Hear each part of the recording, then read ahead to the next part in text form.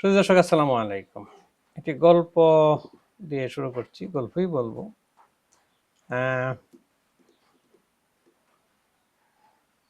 আপনারা কেমন আছেন? বেতন কত? কিন্তু এর উত্তর সেটা আমাদের সমাজে সবচেয়ে বড় কষ্টের এবং লজ্জার চিত্র ধরে। আমার এক বন্ধু গর্ব করে বলল, ভাই, আমার ভাই রুটস এন্ড হাইওয়েতে চাকরি করে 3 কোটি টাকা দিয়ে গ্রামের বাড়িতে দোতলা বানাচ্ছে। আমি হেসে জিজ্ঞাসা করলাম, আপনার ভাইয়ের বেতন কত? দেখলাম গর্বের চেহারাটা মুহূর্তে চাই হয়ে গেল। সে তখন গড় গড় করে উঠলো, আরে দোস্ত, ইস শালা ট্রাফিক পুলিশ, শালারা 2 টাকা আরো ঘুষ খায়। অন্য একজনকে জিজ্ঞেস করলাম, ফ্ল্যাটে কত খরচ পড়েছে? সে বলল, 97 লাখ। তোর বাবা তো ট্যাক্স অফিসে বেতন কত? মুখে আবারও চাই। লাভ, প্রেম আর বিয়ের গল্প দেখি। লায়লা তার বয়ফ্রেন্ডকে বলছে, কাবিন 30 লাখ টাকা না হলে আমার প্রেস্টিজ পাংচার। অথচ বয়ফ্রেন্ডের বেতন মাত্র 28,000। সোশ্যাল মিডিয়ায় আবার পোস্ট দিয়েছে, যে ছেলে যৌতুক চায় তাদের না বলুন। অন্যদিকে মেয়ের বাবা বলছে, বাবা তোমার পছন্দই সেরা। যেখানে ছেলের কলেজ টিচার, অন্যজন পিডব্লিউডিতে। জিজ্ঞেস করি, ছেলের বেতন কত? কোনো উত্তর নেই। অতি চেনা আত্মীয়, এক আত্মীয় সারা জীবন সততার কথা বলে বেরিয়েছেন। মেয়ের জামাই সিটি কর্পোরেশনে চাকরি করে গর্ব করে বলছেন, মেয়ের ফার্নিচার 4-5 বছর পর পর বদলায়।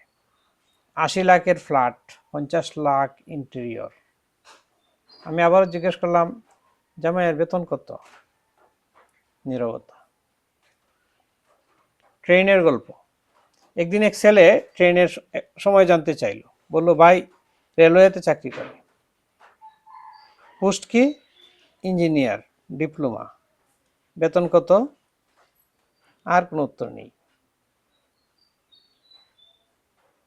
সমাজের অসুখ। আমরা এত নষ্ট হয়ে গেছি যে ঘুষকে এখন অধিকার মনে করি, কিন্তু বাসের কন্ডাক্টর 15 টাকা চাইলে বলি, এই টাকা কে কিছু করতে পারবে না।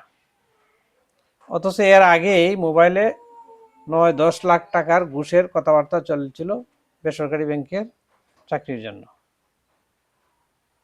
কন্ডাক্টরদের আমরা গলা কাটার অভিযোগ দিই, কিন্তু শিক্ষিত দুর্নীতিবাজরা, ওরা পুরো দেশটাকে এফুরুফুর করে দিতে চাচ্ছে। কন্ডাক্টররা এক কথায় সব বলে দেয়। আপনারা যে কলমের কোচায় কোটি কোটি টাকা মারেন, সেই হিসাব তো আমরা নেই না। সত্যি কথা, নির্ধারণ সত্য। স্বাস্থ্য খাতের গল্প। অ্যাম্বুলেন্স আটকায় অসভ্য শ্রমিক, খালি মারে। কিন্তু এর চেয়ে ভয়াবহ হলো ডাক্তার, ওষুধ কোম্পানির দালালের গল্প। মেয়াদ উত্তীর্ণ ওষুধ, আইসিইউতে গলা কাটা, কোটি কোটি টাকার বাণিজ্য। মানুষ কোথায় হারিয়ে গেল?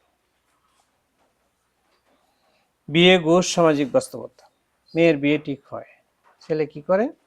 যদি ঘুষের ডিপার্টমেন্টের হয়, দেখবেন সবার মুখ চকচক করছে।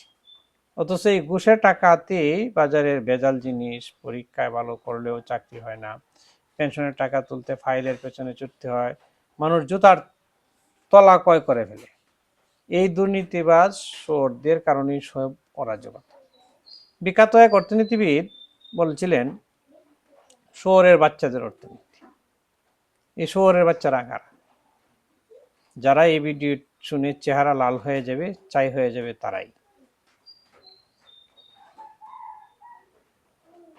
তাহলে আসল প্রশ্নটা আবার করি, বেতন কত? নিজের আয় দিয়ে কি এই বিলাসিতা সম্ভব? না হলে লজ্জা কোথায় গেল? ভেবে দেখুন।